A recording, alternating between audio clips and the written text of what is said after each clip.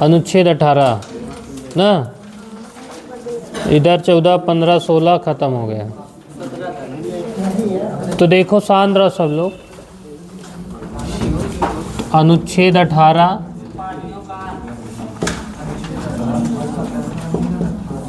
अनुच्छेद 18 में दिया है उपाधियों का अंत।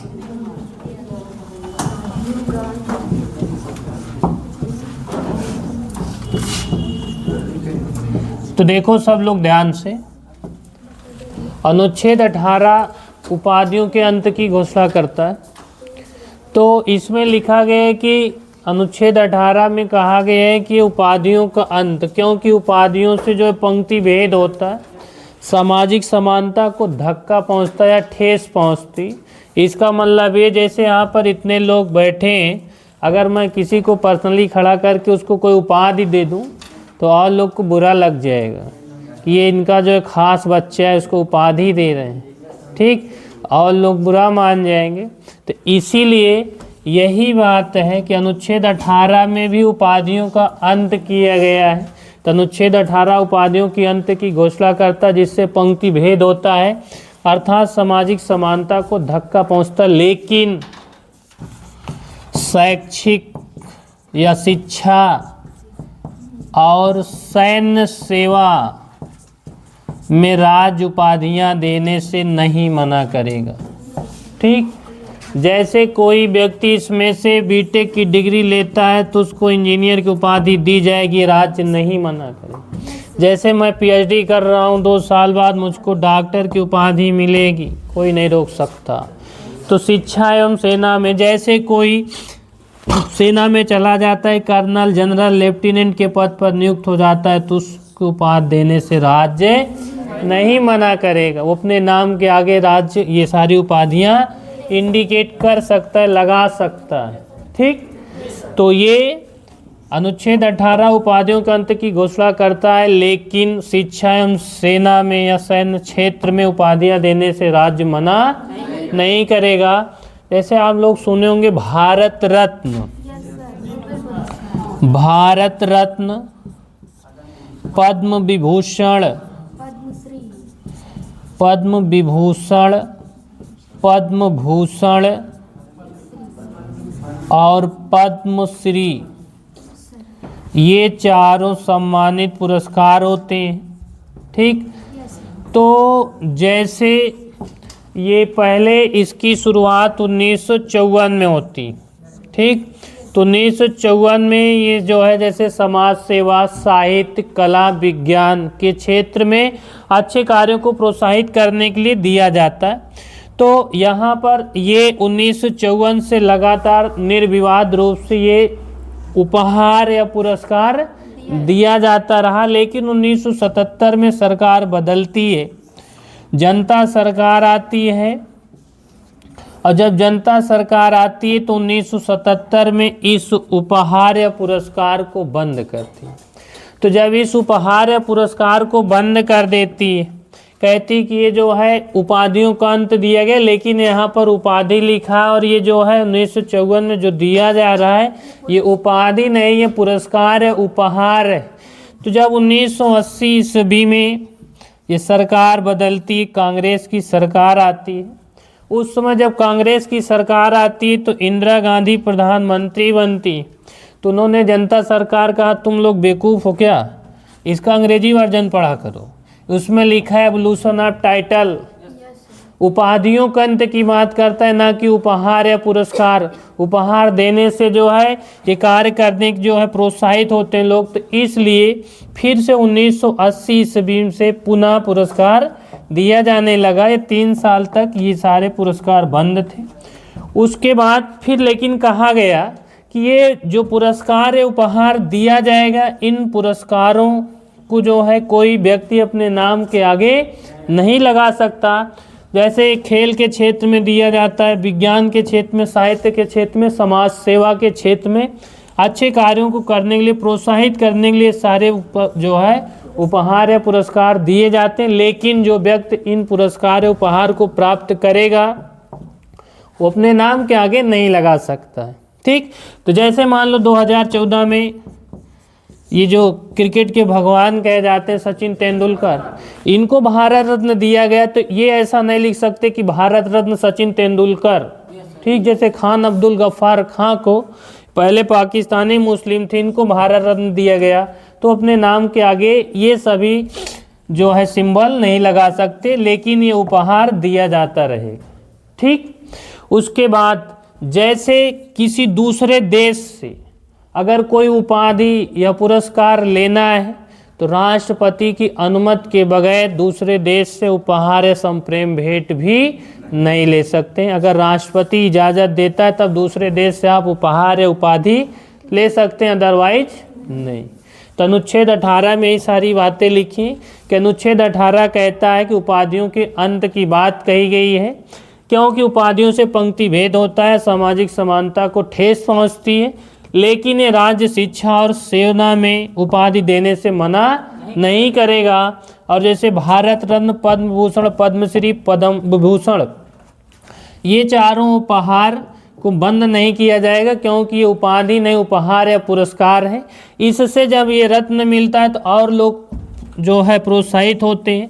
जैसे अभी यहीं पर टेस्ट कराया जाए, जो अच्छा करेगा अगर उसको यहाँ पर बुलाकर हम लोग कुछ उपहार देते हैं तो उस समय तो ज़रूर लोगों के मन में इच्छा होती है कि हम भी अगले टेस्ट में अच्छा करेंगे। तो इसीलिए जब ये उपाधियाँ या पुरस्कार दिए जाते हैं तो जो और सम्मानित व्यक्ति होते हैं अच्छा करने की कोशिश करते हैं, जिससे भारत हमारा विकास करेगा, आगे जाएगा।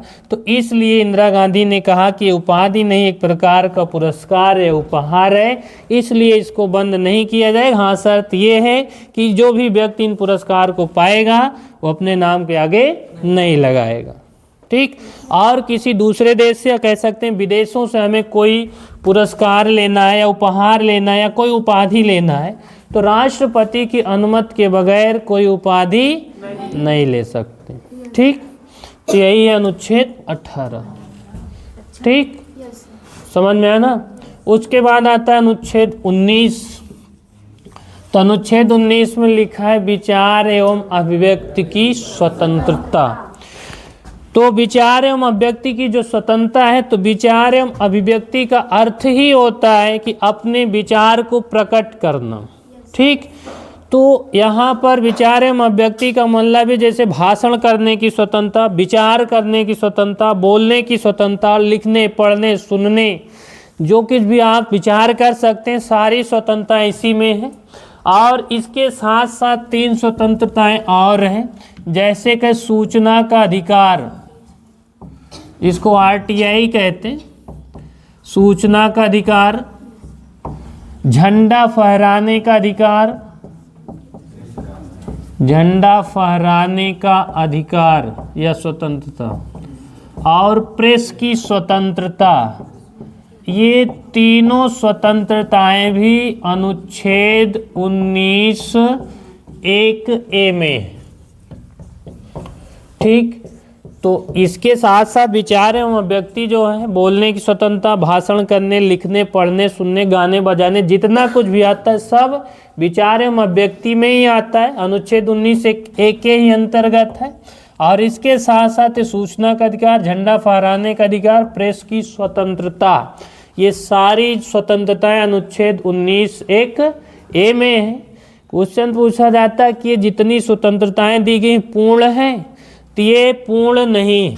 जितनी स्वतंत्रताएं सुन रहे हो अनुच्छेद 2(19)(2) के तहत विशेष परिस्थितियों में इन पर प्रतिबंध लगाया जा सकता है, छीना जा सकता है, सीमित किया जा सकता है। जैसे देश की एकता अखंडता खतरे की स्थिति में, न्यायालय की मानहानि पर, उपद्रव की आशंका पर, या किसी दूसरे देश से संधि होने पर, लोक व्यवस्था एवं शिष्टाचार के विरुद्ध होने पर, ये जितनी स्वतंत्रताएं सब बाधित कर दी जाएंगी। तो इसलिए कह सकते हैं कि जितनी स्वतंत्रताएं दी गई हैं ये पूर्ण नहीं है, विशेष परिस्थितियों में इन पर प्रतिबंध लगाया जा सकता है, ठीक। हाँ, ये तो अस्थायी है, पहले ही बता दिए थे ना, अनुच्छेद 359 में लिखा है कि जैसे ही आपातकाल लागेगा अनुच्छेद 19 स्वतः समाप्त हो जाता है।